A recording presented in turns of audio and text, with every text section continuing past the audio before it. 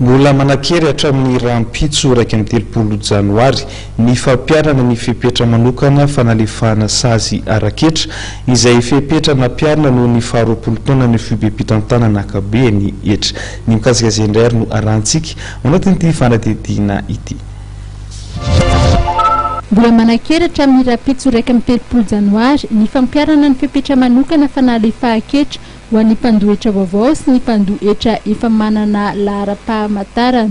Notsehivy tele generaly ny foibe-pitantanana an-kibon'ny Hetra fa tafiditra anatin'ny fankalazana ny faha 20 taonan'ny foibe-pitantanana an-kibon'ny Hetra ny fampiharana ny fepetra manokana fanalefahana ny Hetra izay.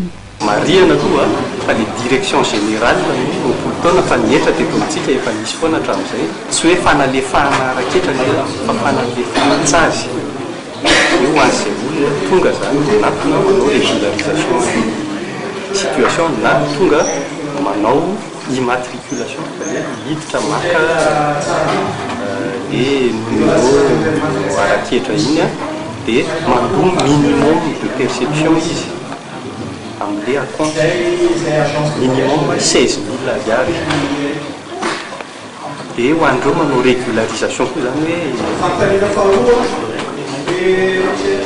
ary zany andreo dia tsy mandoa le sazy amin'le fahatarana iny fa hoe fahatarana tamin'le fametrahana le déclaration fa le Hetra zany. Ho an'ny mpandohetra amin'ny vola miditra izay mbola tsy nanefa izany ka tsy mbola niaran'ny famera-ketra tsy misy fiarahana na tsy manana tosaha-ketra dia afaka manefa ny Hetra mifanaraka amin'ny 3 taona farany tsy misy tatao-ketra sy sazy.